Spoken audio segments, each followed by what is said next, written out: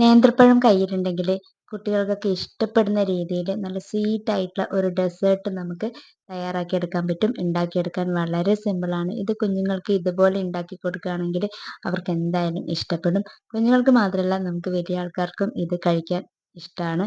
അപ്പോൾ നിങ്ങൾ ഉണ്ടാക്കി നോക്കിയിട്ടില്ലെങ്കിൽ ഇതുപോലെ ഒന്ന് ഉണ്ടാക്കി നോക്കൂ കേട്ടോ. പെട്ടെന്ന് വീഡിയോയിലേക്ക് പോകാം. ഇതിനായിട്ടൊരു പാൻ വെച്ച ശേഷം അതിലേക്ക് ആവശ്യത്തിന് നെയ്യ് ഇട്ട് കൊടുക്കാം.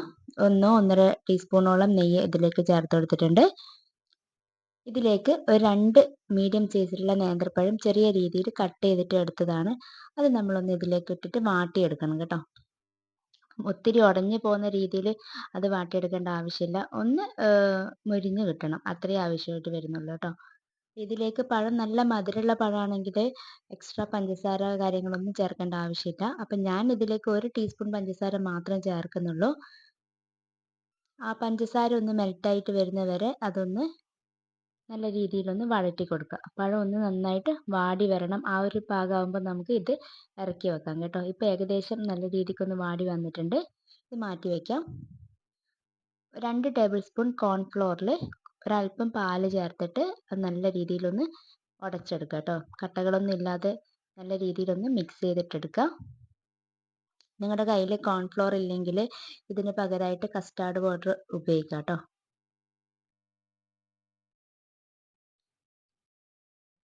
നല്ല രീതിയിൽ അതൊന്ന് മിക്സ് ചെയ്ത് കൊടുക്കുക. ഇനി നമ്മളൊരു പാത്രത്തിലേക്ക് 250 ml അളവിൽ 2 കപ്പ് പാല്, അതായത് ഒരു പാക്കറ്റ് പാലാണ് നമ്മളിതിലേക്ക് എടുക്കുന്നത് കേട്ടോ. നിങ്ങളുടെ ആൾക്കാരുടെ എണ്ണത്തിനനുസരിച്ചിട്ട് വീട്ടിലെ അംഗത്തിൽ എണ്ണത്തിൻ്റെ അനുസരിച്ചിട്ട് നിങ്ങൾക്ക് അതിൻ്റെ ക്വാണ്ടിറ്റിയിൽ വ്യത്യാസം വരുത്താം കേട്ടോ. ഇതിലേക്ക് നമ്മൾ നേരത്തെ തയ്യാറാക്കി വെച്ചിട്ടുള്ള കോൺഫ്ലവറിൻ്റെ മിക്സ് ഒന്ന് ചേർത്ത് കൊടുക്കുക. നന്നായിട്ടൊന്ന് ഇളക്കി കൊടുക്കുക. ഇതിലേക്കൊരു ടീസ്പൂൺ ഏലക്ക പൊടിച്ചത് ചേർത്ത് കൊടുക്കുന്നുണ്ട്.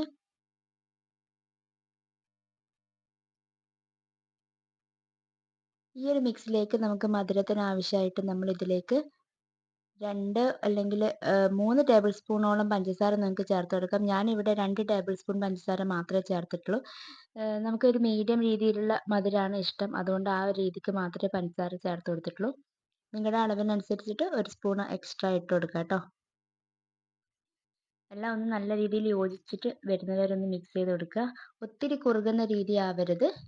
ഈ ഒരു പാകമാകുമ്പോൾ നമുക്ക് നേരത്തെ ചെയ്ത് വെച്ചിട്ടുള്ള പഴം ഉണ്ടല്ലോ, പഴത്തിൻ്റെ പകുതി നമ്മൾ ഇതിലേക്ക് ഇട്ട് കൊടുത്തിട്ട് ഒന്നുകൂടി ഒന്ന് കുറുക്കിയെടുക്കുക. ബാക്കി പകുതി നമ്മൾ ലാസ്റ്റ് അതിലേക്ക് ഇട്ട് കൊടുക്കാൻ മാറ്റി വെക്കുകയാണ്. ഇത്രയും ഭാഗം മാറ്റി വെച്ചിട്ടുണ്ട്. ഇനി നന്നായിട്ടൊന്ന് അതൊന്ന് മിക്സ് ചെയ്ത് കൊടുക്കുക കേട്ടോ. ഒത്തിരി കുറുകി ആ ഒരു രീതിക്ക് ആവരുത്, കാരണം ഇതിൻ്റെ ചൂടൊക്കെ പോകുമ്പം അതൊന്നുകൂടെ കുറുകി വരും കേട്ടോ. ഏകദേശം ഈ ഒരു ലൂസ് തന്നെയാണ് നമ്മൾ ഇത് ഇറക്കി വെക്കുന്നത് കേട്ടോ. ഇപ്പോൾ 2 മിനിറ്റും കൂടെ നമ്മളൊന്ന് മിക്സ് ചെയ്ത ശേഷം നമുക്കിത് മാറ്റി വെക്കാം. ഈ ഒരു പാകമാകുമ്പോൾ നമുക്കിത് മാറ്റി വെക്കാം. ഇപ്പം ഈ ഒരു ചൂടിൽ ഈ ഒരു പാകത്തിലാണ്, ഈ ലൂസിലാണ് ഉള്ളത്. ഇതിൻ്റെ ചൂടൊക്കെ മാറി വരുമ്പം അതൊന്നുകൂടി ഒന്ന് കുറുകിയിട്ട് വരും കേട്ടോ. ഒത്തിരി ടൈറ്റായിട്ട് കഴിക്കുന്നതിനേക്കാളും കുറച്ച് ലൂസായിട്ട് കഴിക്കുന്നതാണ് ഈ ഒരു ഡെസേർട്ട് നല്ല ടേസ്റ്റി ആയിട്ടുള്ളത് കേട്ടോ.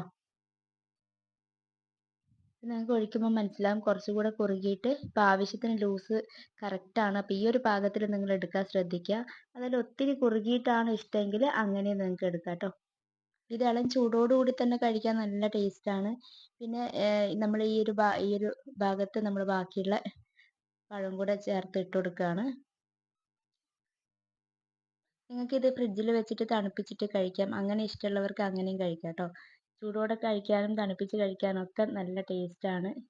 കുഞ്ഞുങ്ങൾക്ക് എന്തായാലും ഇഷ്ടപ്പെടും, കാരണം അവർക്ക് ഇതുപോലുള്ള ഡെസേർട്ട് കാര്യങ്ങളൊക്കെ ഇഷ്ടമാണല്ലോ. അപ്പോൾ ഇതുപോലെ സിമ്പിളായിട്ട് നമുക്ക് പെട്ടെന്ന് അവർ സ്കൂളൊക്കെ വിട്ട് വരുമ്പോഴേക്കും നമുക്ക് തയ്യാറാക്കി കൊടുക്കാൻ പറ്റും. ഒരു 5 മിനിറ്റ് മാത്രമേ ആവശ്യമായിട്ട് വരുന്നുള്ളൂ. അപ്പം ഇളം ചൂടോടുകൂടി തന്നെ ഇത് കഴിച്ച് നോക്കൂ, നിങ്ങൾക്ക് എന്തായാലും ഇഷ്ടപ്പെടും. ഈ ഒരു റെസിപ്പി നിങ്ങൾ ട്രൈ ചെയ്ത് നോക്കിയിട്ട് നിങ്ങൾക്ക് ഇഷ്ടപ്പെടുകയാണെങ്കിൽ നിങ്ങളുടെ അഭിപ്രായങ്ങളൊക്കെ വീഡിയോയുടെ താഴെയായിട്ട് കമൻ്റായിട്ട് പറയുക.